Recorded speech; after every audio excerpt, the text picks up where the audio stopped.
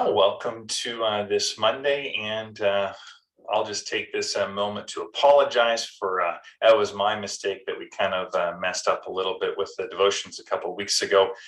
Thought I had transferred things over, and then I thought I'd be efficient and delete some things, and I ended up deleting what I had sent to David. Anyways, got that straightened away. We're working through the book of Kings, and still this week, looking at kind of 1 Kings 11 through 19. Starting today in chapter 11, Solomon, we see he's abandoned covenant with Yahweh. He's not being faithful, and it begins with following other gods, and there's all sorts of issues. He's beginning to introduce and to promote, to allow worship practices that are related with these other gods. Verse 7, we read of Chemosh. Child sacrifice was part of the worship of Chemosh. And so this is just covenant infidelity. And I use that word because the Old Testament uses that word. God sees himself and wants us to see us as we're married to God. It's a covenant relationship God has invited us into. He promises to be faithful. He asks us, expects us. He deserves for us to be faithful.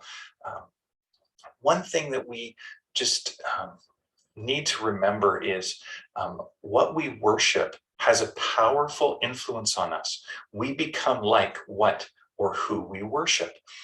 And so, if we're going to worship power, or we're going to worship materialism, like we're going to worship prosperity, it's going to shape how we live. It's going to shape who we are. And so, we're going to begin to see social injustice. That's one of the things that the prophets rail against as evidence of unfaithfulness to Yahweh. It's as simple as this. If we go to Jesus' words, summarizing the whole of the Old Covenant, the Old Testament laws, as being love the Lord your God with all your heart, soul, mind, and strength, and love your neighbor as yourself. If we're loving our neighbor as ourselves individually and within a community, there won't be what we call social injustice. Doesn't mean everyone's equal in terms of what they have. It's not social equity, it's social justice. People are treated with equal value, equal worth. So just the worship of these gods, it's having an influence on the nation. The source of this for Solomon, it's his many wives, and this was warned against specifically in the words of Moses in Deuteronomy chapter 7, verses 1 through 5. The number of wives and concubines, as I've been reading, preparing for this, it's actually strongly suggested that we view this number not literally, but culturally. 700, that's excessive in a number of ways. And just how many actual political alliances would Solomon have made? Not likely 700. And so there's this thing with 7 times 100 and 3 times 100. It's just culturally, kind of literarily, the author here is going, look, Solomon went way overboard here. It was excessive. It was a lot. And the cause of this, God promised in Deuteronomy 28 and in Leviticus, you go against covenant, there's going to be repercussions. And so enemies are arising outside of the nation and inside. Where there was peace and stability at the beginning of Solomon's reign, near the end, in the middle of the end, that was gone. God anoints Jeroboam through a prophet.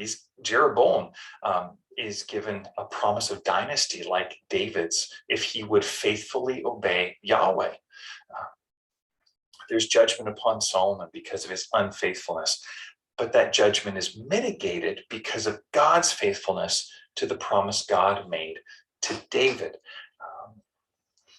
So there's these things, again, I just want to mention that dynamic that, God has promised, here's consequences that are going to come, but God's faithfulness, he also often mitigates how severe it is deserved to be, how severe the judgment could be, because God is still looking to invite his people, invite all people into relationship and faithfulness to him.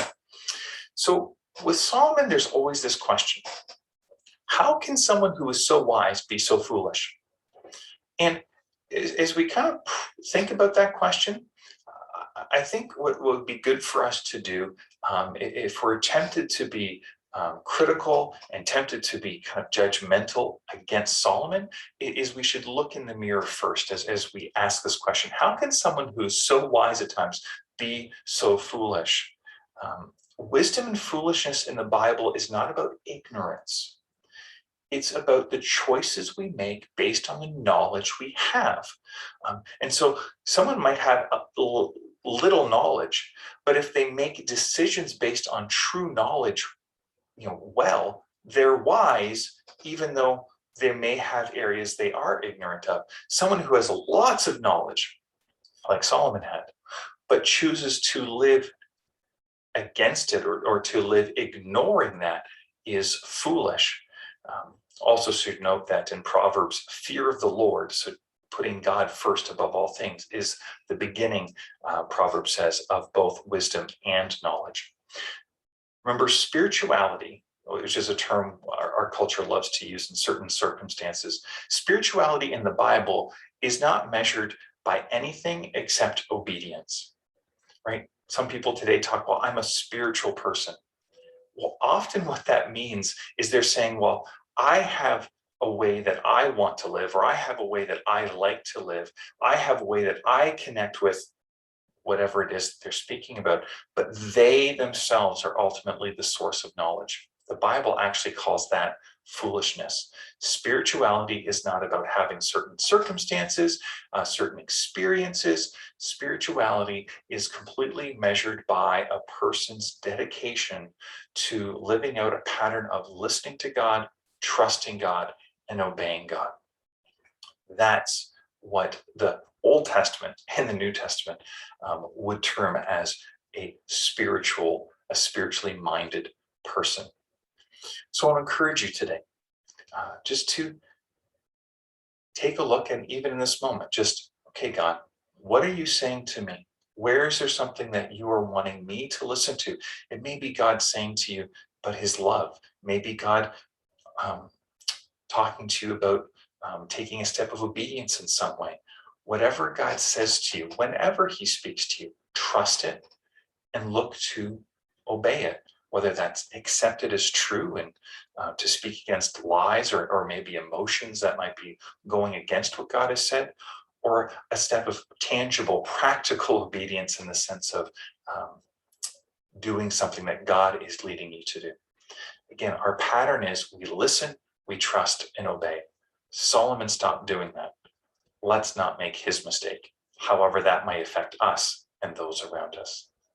May the Lord bless you and keep you today. May the Lord make his face to shine upon you. May the Lord be gracious to you. And today would you know his peace. God bless.